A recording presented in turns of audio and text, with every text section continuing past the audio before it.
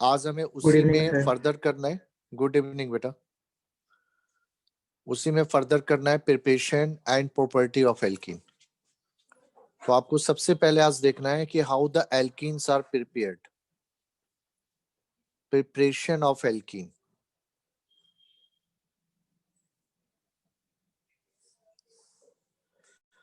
तो देखो एल्कीन के प्रिपरेशन के लिए कौन कौन से मेथड हैं, पहले हम मेथड की लिस्टिंग कर लें। फर्स्ट मेथड है फ्रॉम एल्काइन।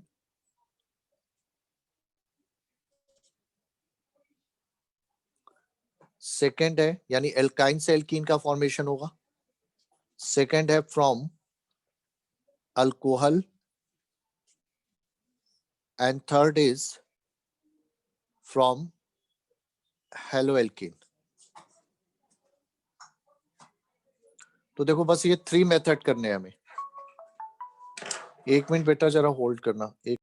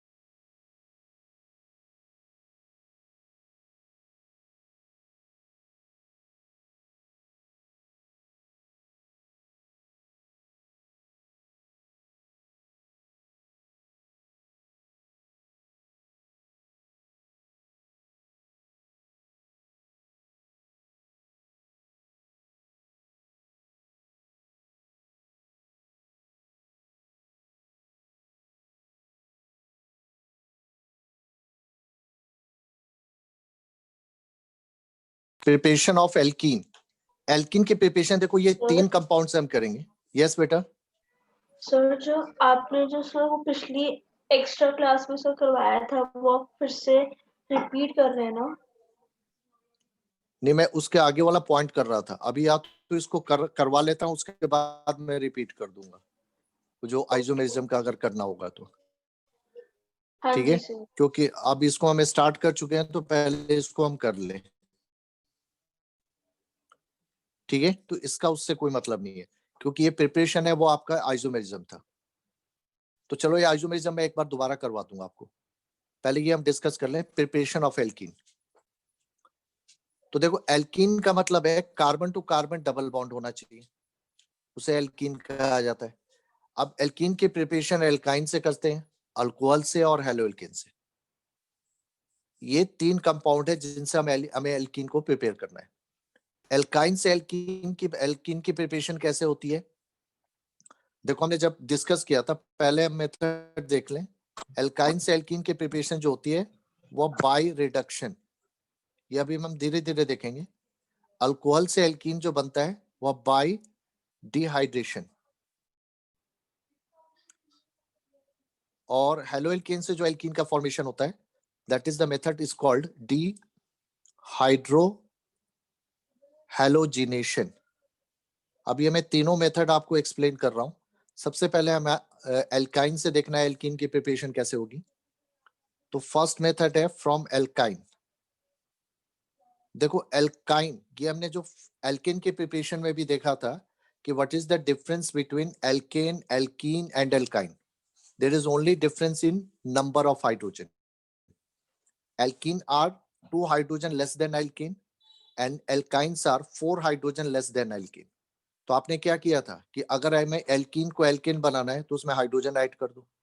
हाइड्रोजन ऐड करना इज कॉल्ड हाइड्रोजिनेशन और रिडक्शन. ये दोनों वर्ड यूज होते हैं. ठीक उसी तरह से एल्काइन से भी एल्केन फॉर्म करना है तो आपने हाइड्रोजन ऐड किया. ठीक है, हाइड्रोजन ऐड करने से पाई बॉन्ड ब्रेक होता है. जैसे जब आप एल्कीन से एल्केन में जा रहे थे तो आपने 1 मोल हाइड्रोजन ऐड किया क्योंकि एक पाई बॉन्ड ब्रेक करना था. एक पाई बॉन्ड ब्रेक हुआ और दोनों पर एक एक हाइड्रोजन लग गया और ये एल्केन में कन्वर्ट हो गया. ये मैं क्यों ले रहा हूं? ताकि आपको समझने में आसानी हो जाए. फिर उसी तरह आपने एल्काइन से जब एल्केन बनाया तो यहां पर आपने 2 मोल हाइड्रोजन कंज्यूम किया. ये हीटिंग होती है निकेल या पैलेडियम या प्लैटिनम कैटलिस्ट के प्रेजेंस में. तो ये दोनों पाई बॉन्ड ब्रेक हुए और दोनों कार्बन पे 2-2 हाइड्रोजन ऐड हो गए और इस तरह से ये एल्केन में कन्वर्ट हो गया. तो यहां पर हम इस मेथड को ले रहे हैं. एक्चुअल में एल्काइन से एल्केन का फॉर्मेशन 2 स्टेज में होता है. ये 2 मोल हाइड्रोजन एक बार में ऐड नहीं होते, ये 1 by 1 होते हैं. मतलब ये हमने ओवरऑल रिएक्शन करके लिखा था. तो यहाँ पर एक्चुअली में क्या होता है कि सबसे पहले एल्काइन 1 मोल हाइड्रोजन को कंज्यूम करता है और ये कन्वर्ट होता है एल्केन में, एल्कीन में. और फिर एल्कीन जो होता है वह फर्दर 1 मोल हाइड्रोजन और यूज करता है और ये कन्वर्ट होता है एल्कीन में, सॉरी एल्केन में. तो मतलब एल्काइन से एल्केन का फॉर्मेशन जो होता है ये आपका 2 स्टेज में होता है. तो अब आपको क्या करना है कि फर्स्ट स्टेज के बाद रिएक्शन को आपको स्टॉप कर देना है. तो मतलब एल्काइन का जो हाइड्रोजिनेशन है वह कंप्लीट नहीं, पार्शियल होगा. तो पार्शियल हाइड्रोजिनेशन जब हम एल्काइन का करेंगे तो it will produces alkene. So partial hydrogenation या reduction, partial hydrogenation word use करो.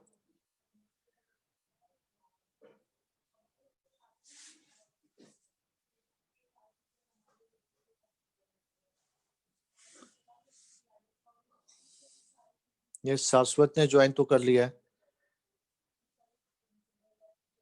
सो पार्शियल हाइड्रोजिनेशन या पार्शियल रिडक्शन ऑफ एल्काइन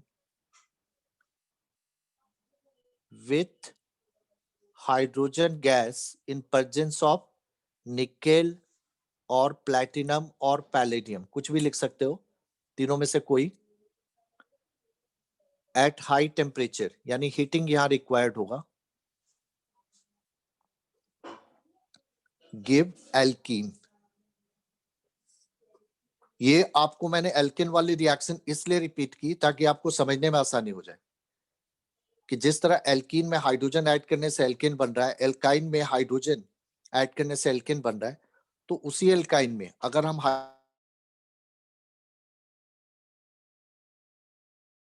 वो पाई बॉन्ड की जगह एक ही पाई बॉन्ड आपने ब्रेक किया तो कंप्लीट नहीं कर रहे, इसलिए इसको हम पार्शियल कहेंगे. तो एल्काइन के पार्शियल रिडक्शन या पार्शियल हाइड्रोजिनेशन से एल्कीन का फॉर्मेशन होगा और इसके लिए आप रिजेंट क्या यूज करोगे?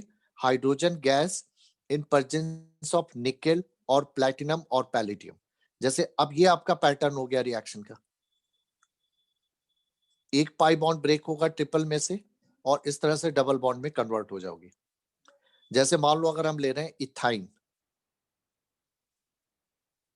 तो इथाइन का अगर हम पार्शियल हाइड्रोजिनेशन करते हैं हाइड्रोजन गैस से निकेल या प्लैटिनम के प्रेजेंस में हीट करके, तो एक पाई बॉन्ड ब्रेक होगा और H2 के दोनों हाइड्रोजन आइटम दोनों कार्बन पे एक एक करके ऐड हो जाएंगे तो ये फॉर्म करेगा इथीन. यानी यहां आपने इथाइन से इथीन का फॉर्मेशन किया. उसी तरह से अगर आप प्रोपीन लेते हो तो प्रोपीन का अगर आप पार्शियल हाइड्रोजिनेशन करते हो, यहां मैंने इस बार प्लैटिनम लिख दिया है, तो इट विल फॉर्म, सॉरी ये आपका प्रोपीन नहीं प्रोपाइन है. प्रोपाइन का पार्शियल हाइड्रोजिनेशन से you will get the propene. Simple, आपको पाई बॉन्ड जहां पर है वहां ब्रेक करो और पाई बॉन्ड जिन दो कार्बन पर है वहां पर एक एक हाइड्रोजन इंक्रीज कर दो, इंक्रीमेंट कर दो, तो आपका एल्कीन में आ गया। जैसे ये प्रोपाइन से प्रोपीन में बन गया, तो ये भी रिएक्शन ठीक है, इट्स ओके, एक ही पैटर्न से चल रही है रिएक्शन। अब हम यहां पर ले रहे हैं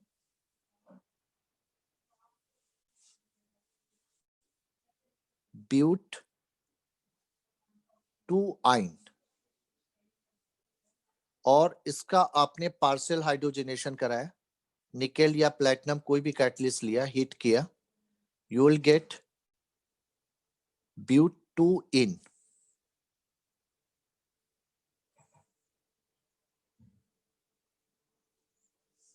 तो ब्यूट टू आइन से आपका ब्यूट टू इन फॉर्म हुआ। लेकिन अब आपको पता है कि एल्कीन में ज्योमेट्रिकल आइसोमेरिज्म होता है, लेकिन सभी एल्कीन ज्योमेट्रिकल आइसोमेरिज्म नहीं शो करते हैं। ये सिर्फ सिलेक्टेड एल्कीन ही शो करते हैं जहां पर आपका डबल बॉन्डेड कार्बन डिफरेंट सब्स्टिट्यूटेंट से अटैच होता है। जैसे ऊपर वाले जो आपने एल्कीन दिए उनमें ज्योमेट्रिकल आइसोमेरिज्म नहीं था, क्योंकि वहां पर डबल बॉन्डेड कार्बन पर सेम सब्स्टिट्यूटेंट है। जैसे यहाँ पर देखो, इस कार्बन पे दो सेम सब्स्टिट्यूटेंट हाइड्रोजन है, इधर भी सेम है। यहाँ पर इस कार्बन पे डिफरेंट है, एक H और एक CH3, बट इधर सेम है। कंडीशन ये होती है कि दोनों आपके डबल बॉन्डेड कार्बन पे डिफरेंट सब्स्टिट्यूटेंट होने चाहिए। तो इन दोनों में ज्योमेट्रिकल आइसोमेरिज्म नहीं है, बट यहाँ पर ज्योमेट्रिकल आइसोमेरिज्म है, क्योंकि हमें पता है, अभी हमने लास्ट क्लास में देखा था कि ब्यूट टू इनके दो स्ट्रक्चर बनते हैं, एक ट्रांसफॉर्म होता है और एक सिस फॉर्म होता है। क्योंकि यहाँ पर डबल बॉन्डेड कार्बन के सराउंडिंग में जो सब्स्टिट्यूटेंट है वो दो तरह से अरेंज होते हैं।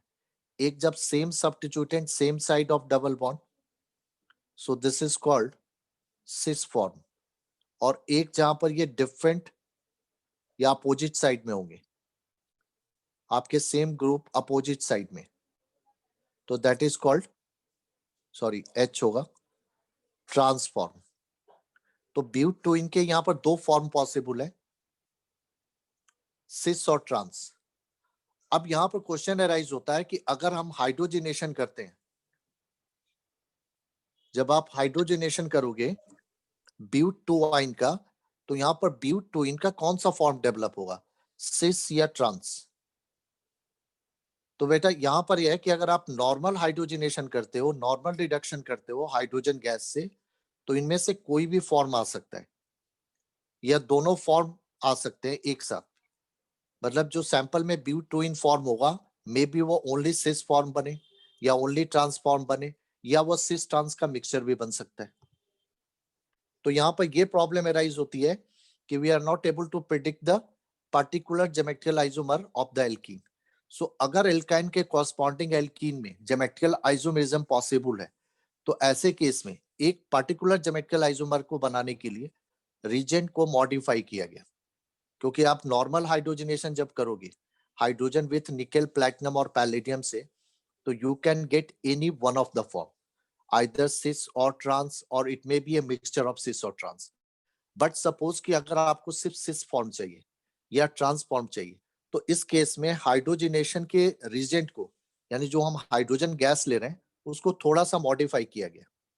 अगर आपको स्पेसिफिक आइसोमर चाहिए, तो ये मॉडिफिकेशन कैसे हुआ कि अगर आपको सिस फॉर्म चाहिए, यानी if cis form is required, तो अब आप हाइड्रोजनेशन हाइड्रोजन ऑब्लिक प्लैटिनम से ही नहीं करोगे या निकेल से नहीं, यहाँ थोड़ा सा उसको मॉडिफाई किया जाता है कि hydrogen in presence of palladium जो ले रहे थे, पैलेडियम को पॉइजन किया जाता है बेरियम सल्फेट या कैल्शियम कार्बोनेट से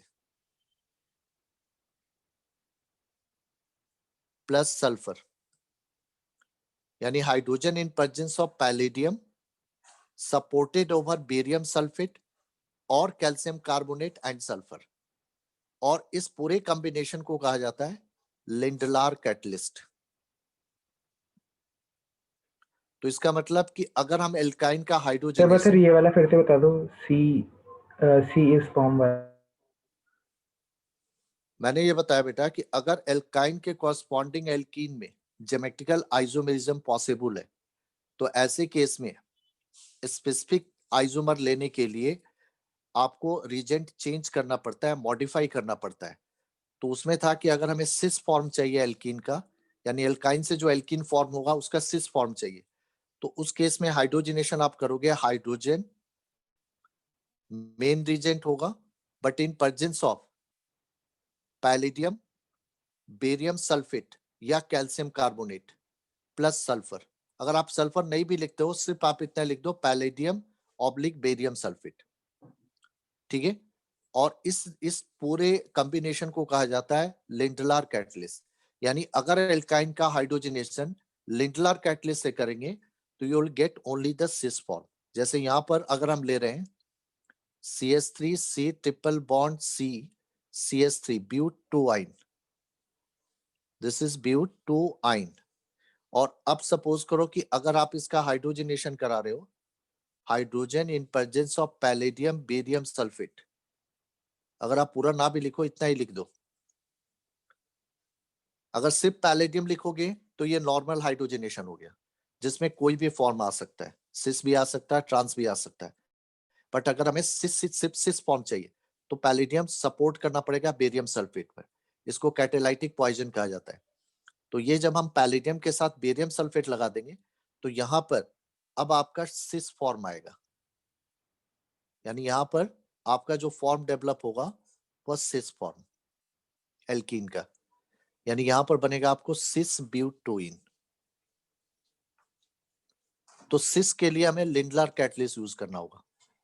अगर हमें ट्रांसफॉर्म चाहिए कॉरस्पॉन्डिंग एल्कीन का, तो इस केस में यहां पर यूज होगा reagent sodium in presence of liquid ammonia, sodium in presence of liquid ammonia, ठीक है। और इसे कहा जाता है बर्च रिडक्शन।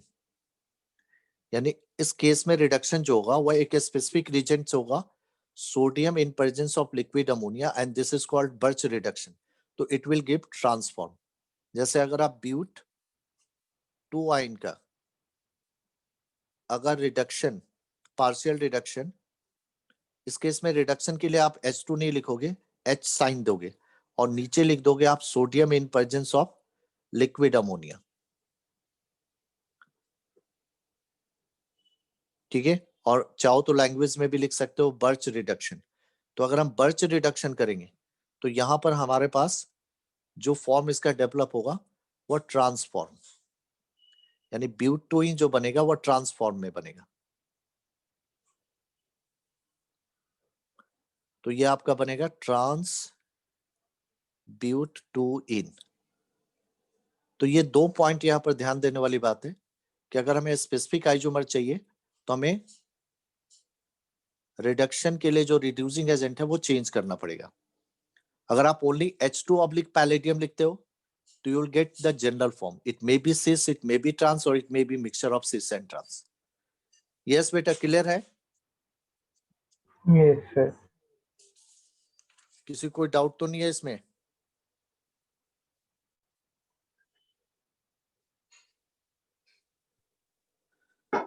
अब Clear है देखो सर।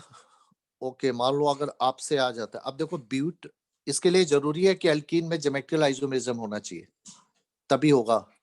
जैसे मान लो आपको दिया गया कि अगर हमने यहां पर सपोज करो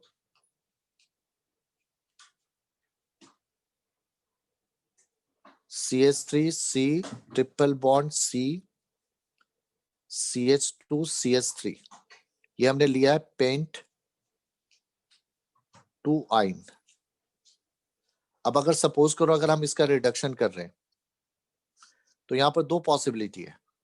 अगर आप रिडक्शन कर रहे हो हाइड्रोजन ऑब्लिक PdBaSO4, ये लिखा हुआ है, और यहां पर लिखा हुआ है sodium in presence of liquid ammonia,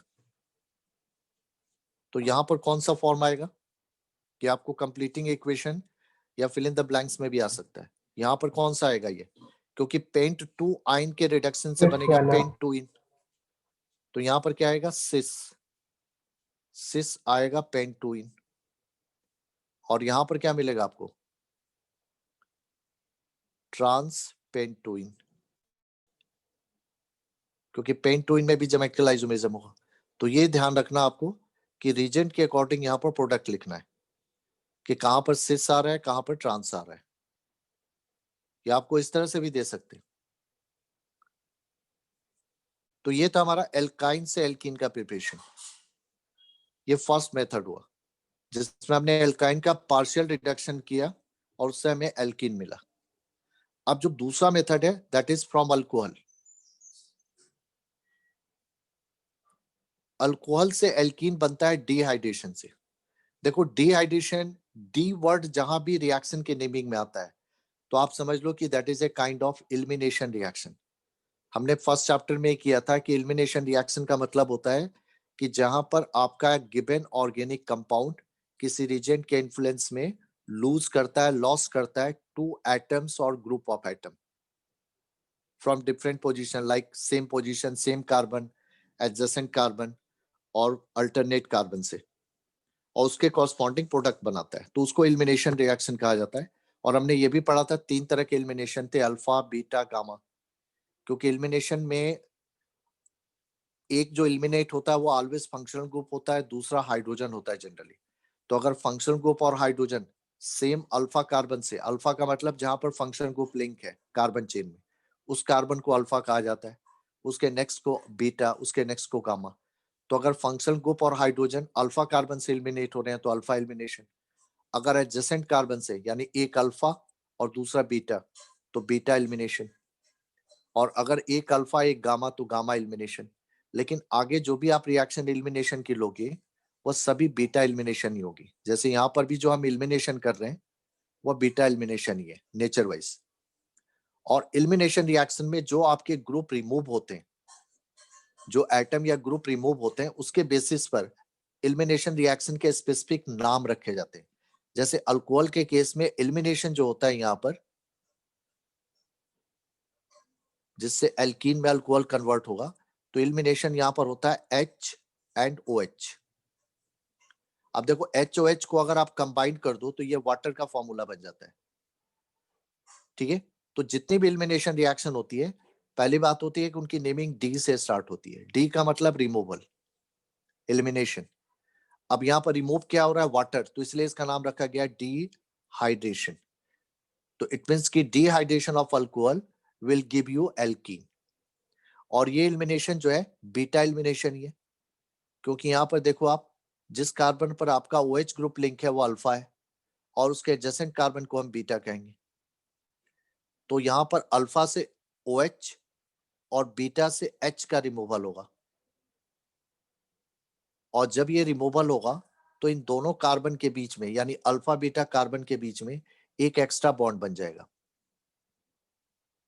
ये एक्स्ट्रा बॉन्ड क्यों बनेगा? ये देखो आप, OH जब रिमूव होगा तो O की इलेक्ट्रोनेगेटिविटी कार्बन से ज्यादा है, तो ये बॉन्ड पेयर को लेके यहां से एलिमिनेट होगा। मतलब इसके जाने के बाद ये बॉन्ड पेयर OH के पास चला जाएगा, तो OH आपका OH माइनस बन जाएगा, क्योंकि एक बॉन्ड पेयर इसके पास एक्स्ट्रा आ जाएगा।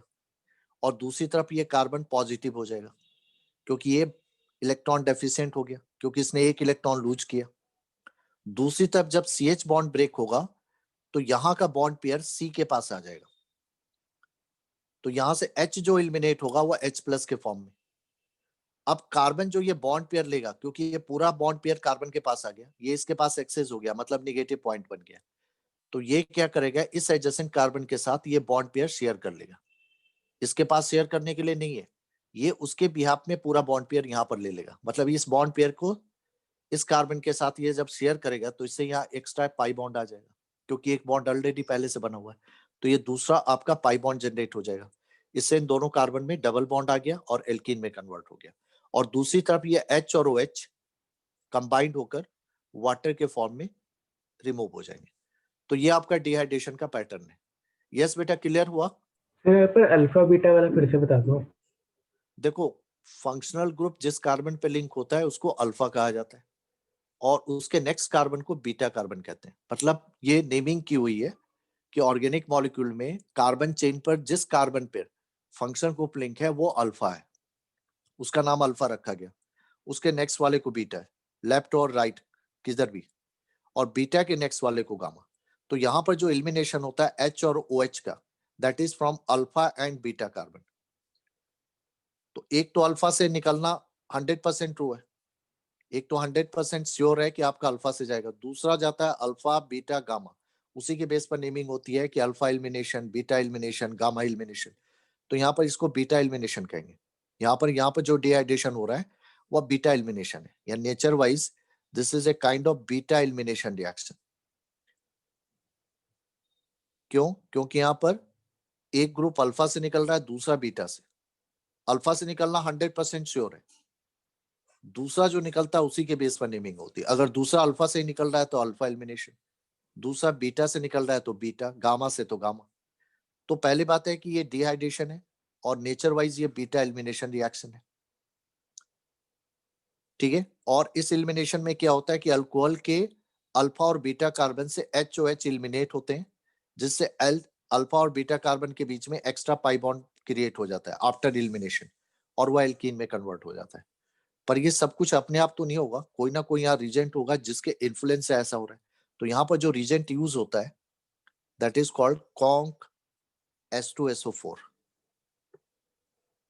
तो यहाँ पर जो रीजेंट यूज होता है वो कॉन्क एसिड होता है, कंसेंट्रेटेड सल्फ्यूरिक एसिड। तो कंसेंट्रेटेड सल्फ्यूरिक एसिड, या कुछ लोग इसके जगह पर कॉन्क H3PO4 भी यूज करते हैं। ये भी आप लिख सकते हो, कुछ बुक्स वगैरह में देखोगे ये भी लिखा हुआ है, बट ये ज्यादा चलता है।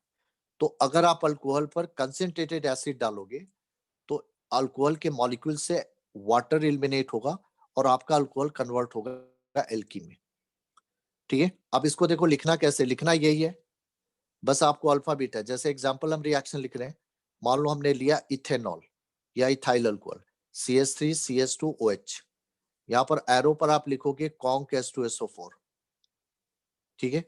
अब आपको देखो ध्यान देना, OH इस जिस कार्बन पे लिंक है ये अल्फा हुआ, उसके नेक्स्ट बीटा हुआ, तो अल्फा से OH निकलेगा, बीटा से एक H निकलेगा, और इन दोनों के निकलने के बाद अल्फा बीटा कार्बन में एक और एक्स्ट्रा बॉन्ड बन जाएगा।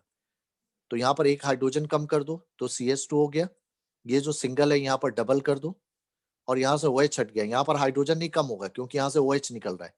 तो ये देखो इथीन बन गया, ये इथेनॉल था, तो इथेनॉल से आपने इथीन बनाया, और साइड प्रोडक्ट क्या लिखा, वाटर जो एलिमिनेट हुआ। इसी तरह से अगर हम प्रोपेन 1-ऑल ले रहे हैं, तो अब आप सोच सकते हो कि यहाँ पर प्रोडक्ट क्या आएगा, H2SO4 लिखोगे, यहाँ से OH और यहाँ से इस बार H, तो डबल बॉन्ड इन दोनों के बीच में आएगा, यहाँ पर सिंगल ही रहेगा, तो ये आपका प्रोपीन बन जाएगा। CH3CH, यहाँ पर एक H कम कर दिया और यहाँ से OH हटा दिया, तो double bond CH2, propene plus water बन गया। क्लियर है बेटा? किसी को डाउट है? सर क्लियर है। अब ये देखो, ये प्रोपेन 1-ऑल था, अगर मैं प्रोपेन 2-ऑल लेता हूं तब क्या प्रोडक्ट आएगा? प्रोपेन 2-ऑल का मतलब कि आपका अल्कोहलिक ग्रुप OH ग्रुप जो है सेकंड कार्बन पे लिंक है। अब देखो ये अल्फा है, यहाँ पर बीटा है, ये भी बीटा हुआ। अब कहोगे कि मैं डबल बॉन्ड कहाँ लगाऊं, लेफ्ट में या राइट में? क्योंकि आप ध्यान से देखो इन दोनों बीटा कार्बन पे नंबर ऑफ हाइड्रोजन सेम है, तो ऐसे केस में आप कहीं से भी हाइड्रोजन को एलिमिनेट कर सकते हो, इससे भी इससे भी। यहाँ पर जो भी प्रोडक्ट बनेगा वो सेम ही प्रोडक्ट बनेगा। अगर मैं यहाँ से एलिमिनेट करूंगा तो ये CH2, यहाँ डबल बॉन्ड CH3 हो जाएगा। अगर मैं इससे एलिमिनेट करूंगा तो ये स्ट्रक्चर आएगा CH3CH डबल बॉन्ड CH2, ये दोनों स्ट्रक्चर सेम है, साइड प्रोडक्ट वाटर, तो आप कोई भी एलिमिनेट कर सकते हो। अगर आपके मॉलिक्यूल में एक से ज्यादा बीटा कार्बन है, यानी 2 है या 3 है, और दोनों तीनों पर नंबर ऑफ हाइड्रोजन सेम है, तो you can eliminate hydrogen from any beta carbon. You will get only one type of structure. जैसे मैंने आपको यहाँ पर दिखाया, आप यहाँ से करो चाहे यहाँ से करो, दोनों केस में आपका एक ही कंपाउंड बन रहा है। लेकिन कुछ जगह ऐसा भी होता है कि डिफरेंट प्रोडक्ट बन सकते हैं। जैसे मैं अगर प्रोपेन 2-ऑल के जगह पर ब्यूटेन 2-ऑल यूज करता हूँ, अब यहाँ पर देखो ब्यूटेन 2-ऑल अगर मैं ले रहा हूँ, CH3CHOH CH2CH3, ये आपका कंपाउंड है ब्यूटेन 2-ऑल। अगर मैं इसका डिहाइड्रेशन कर रहा हूं कॉन्क सल्फ्यूरिक एसिड डालकर, अब यहां पर देखो ये अल्फा हुआ, इस केस में 2 बीटा है, पर दोनों बीटा पर नंबर ऑफ हाइड्रोजन डिफरेंट है, तो यहाँ पर 2 प्रोडक्ट पॉसिबल हो सकते हैं, यहाँ पर सेम स्ट्रक्चर नहीं आएगा। अगर मैं इस बीटा को यूज करता हूं तो डबल बॉन्ड इन दोनों के बीच में आएगा, तो ये देखो बनेगा ये CH2 डबल बॉन्ड CH, यहां से OH, यहां से H निकाला हमने, तो CH2 CH3, ये आपका बनेगा ब्यूट 1 इन। अगर मैं इसको यूज करता हूं तो इस केस में डबल बॉन्ड इन दोनों के बीच में आएगा, ये आपका फॉर्म होगा ब्यूट 2 इन। अब यहां पर दो प्रोडक्ट पॉसिबल है, इट मींस कि यहां पर दो तरह के प्रोडक्ट बनेंगे। जब भी एक से ज्यादा प्रोडक्ट बनते हैं कहीं पर भी रिएक्शन में, दो प्रोडक्ट बनते हैं तो उसमें एक एक्सेस होता है और एक नेग्लिजिबल होता है। तो जो एक्सेस होता है उसको मेजर कहा जाता है, मेजर प्रोडक्ट, और जो लेस होता है उसको माइनर प्रोडक्ट कहा जाता है। तो बनेंगे दोनों, पर जनरली क्या होता है कि मेजर प्रोडक्ट ज्यादा क्वांटिटी में क्यों बनता है, इसका मतलब कि उसकी स्टेबिलिटी ज्यादा है। अगर आपका ये कंपाउंड इन दोनों में से अगर ये ज्यादा स्टेबल है तो ये इसमें कन्वर्ट ज्यादा होना चाहिए, मतलब मैक्सिमम मॉलिक्यूल इसके इसमें कन्वर्ट होंगे या इसमें कन्वर्ट होंगे, जो मेजर होगा। तो यहाँ पर मेजर हम कैसे डिसाइड करेंगे, तो इसके लिए हमें देखना होगा कि एल्किन की स्टेबिलिटी कैसे डिटरमाइन होती है। तो बेटा एल्किन के स्टेबिलिटी के लिए ये देखा जाता है कि आपके डबल बॉन्डेड कार्बन पे जो सब्स्टिट्यूटेंट है हाइड्रोजन को छोड़कर, जैसे अगर हम इसको देखें तो यहाँ पर देखो इस सी पर दो हाइड्रोजन है और इधर एक हाइड्रोजन और एक आपका इथाइल ग्रुप है। तो हमें यहाँ एल्काइल को देखना होता है कि आपके डबल बॉन्डेड कार्बन पे जितने ज्यादा एल्काइल ग्रुप सब्स्टिट्यूटेड होंगे आपका एल्कीन उतना ही ज्यादा स्टेबल होगा। यानी this is the rule for stability of alkene कि more number of alkyl group, more number of alkyl groups substituted on double bonded carbon more stable is alkene, यानी वो alkene उतना ही ज्यादा स्टेबल माना जाएगा, उतना ही ज्यादा बेटर माना जाएगा, मोर स्टेबल एल्कीन प्रोडक्ट माना जाएगा। तो यहाँ पर देखो अगर हम ब्यूट 1 इन ले रहे हैं तो इस केस में इसके पास एक ही एल्काइल ग्रुप सब्स्टिट्यूटेड है, लेकिन जब आप ब्यूट 2 इन लेते हो तो यहाँ पर देखो इस डबल बॉन्डेड कार्बन पे एक हाइड्रोजन है एक मिथाइल ग्रुप, यानी एक हाइड्रोजन एक मिथाइल ग्रुप। दूसरे वाले पे भी देखो आपका एक हाइड्रोजन एक मिथाइल ग्रुप, यहाँ पर हम सिस ट्रांस कंसीडर नहीं कर रहे हैं। अब यहाँ पर देखो यहाँ पर दो एल्काइल ग्रुप सब्स्टिट्यूटेड, यहाँ पर एक, तो इस रूल के हिसाब से ब्यूट 2 इन जो है वो ज्यादा स्टेबल है। मोर substituted alkene is consider more stable, क्योंकि जितना ज्यादा एल्कीन पर एल्काइल ग्रुप सब्स्टिट्यूट होगा वो उतना ज्यादा हाइपर कंजुगेशन स्ट्रक्चर फॉर्म करेगा और उतना ही ज्यादा स्टेबल माना जाएगा। तो ब्यूट 2 इन जो है ये मोर स्टेबल है इस रूल के हिसाब से, और ये आपका लेस तो स्टेबल सर है। रूल फिर से बता दो सर एक बार। देखो एल्कीन के स्टेबिलिटी का रूल होता है कि आपके डबल बॉन्डेड कार्बन पे जितने ज्यादा एल्काइल ग्रुप सब्स्टिट्यूटेड होंगे वो उतना ही ज्यादा स्टेबल माना जाएगा, क्योंकि उतना ज्यादा हाइपर कंजुगेशन स्ट्रक्चर बनाएगा। इसके पीछे का रीजन ये है कि एल्कीन में जितने ज्यादा हाइपर कंजुगेशन स्ट्रक्चर वो उतना ही ज्यादा स्टेबल। अब यहाँ पर देखो हाइपर कंजुगेशन के लिए देखा जाता है कि आपके डबल बॉन्डेड कार्बन से लिंक जो कार्बन है उसमें कितने हाइड्रोजन है। यहाँ पर दो हाइड्रोजन है, यहाँ पर हाइड्रोजन नहीं है, यहीं पर दो हाइड्रोजन है, ये अल्फा हाइड्रोजन कहलाता है। तो यहाँ पर दो अल्फा हाइड्रोजन है तो ये दो हाइपर कंजुगेशन स्ट्रक्चर बनाएगा। यहाँ पर देखो आपके ये तीन टोटल 6 हाइड्रोजन है, तो मतलब 6 हाइपर कंजुगेशन स्ट्रक्चर बनेंगे। तो मोर number of hyper conjugation structure more stable is alkene. तो इसीलिए ये रूल बनाया गया कि जिस एल्कीन में जितने ज्यादा एल्काइल ग्रुप सब्स्टिट्यूटेड होंगे डबल बॉन्ड पर वो उतना ही स्टेबल होगा। तो इन दोनों में हमने स्टेबिलिटी कंपेयर की, ब्यूट 1 इन लेस स्टेबल है, ब्यूट 2 इन मोर स्टेबल है। तो इट मींस कि ऊपर के डिहाइड्रेशन में बनेंगे ये दोनों, बट ये मेजर होगा और ये माइनर होगा, प्रोडक्ट तो दोनों बनेंगे। लेकिन जब हम जनरल रिएक्शन लिखते हैं तो नॉर्मली हम सिर्फ मेजर प्रोडक्ट लिखते हैं, माइनर नहीं, जल अनलेस कि ये ना कहा जाए कि सारे प्रोडक्ट लिखो। तो अब आपको लिखने के लिए तो दोनों बनाने पड़ेंगे और फिर देखना पड़ेगा इस रूल से। तो इस प्रॉब्लम को सॉल्व किया गया एक शॉर्टकट रूल से जिसको हम लोग कहते हैं सेटजेब रूल, ताकि आप डायरेक्ट मेजर प्रोडक्ट ही बता पाओ। सेटजेब रूल ये कहता है कि हाइड्रोजन इज एलिमिनेटेड, क्योंकि हाइड्रोजन ही तो मेन रूल है, hydrogen is eliminated from that beta carbon which have lesser number of hydrogen. ये इसलिए किया गया कि ताकि आप डायरेक्ट जो है मेजर प्रोडक्ट ही बना पाओ, ताकि आपको एल्किन के स्टेबिलिटी कंपेयर ना करना पड़े। तो अब हम इस केस में इस टाइप के जो प्रॉब्लम होंगे जहां पर हमारे पास दो beta carbon with different number of hydrogen होंगे, तो अगर आपको मेजर प्रोडक्ट वहां पर लिखना है डायरेक्ट, तो आप इस रूल को अप्लाई करोगे, लेकिन एरो के नीचे आप लिख दोगे ताकि देखने वाले को क्लियर हो जाए कि आपने यहाँ एक ही प्रोडक्ट क्यों लिखा है, क्योंकि आप मेजर प्रोडक्ट सिर्फ लिख रहे हो। ये हमारा अल्फा हुआ, यहाँ पर दो बीटा कार्बन है पर दोनों पर नंबर ऑफ हाइड्रोजन डिफरेंट है। So to gain the major product we use that beta carbon which have lower number of hydrogen, यानी इसको हम यूज करेंगे लेस वाले को। तो जिसको यूज करेंगे तो डबल बॉन्ड यहाँ पर आएगा, तो ये आपका फॉर्म हो जाएगा ब्यूट टू इन। अगर इक्वल है तो फिर तो आप कहीं से भी निकाल सकते हो, जो पीछे केस हमने देखा। तो ये हमारा मेजर प्रोडक्ट आएगा but two ene plus water. अब यहाँ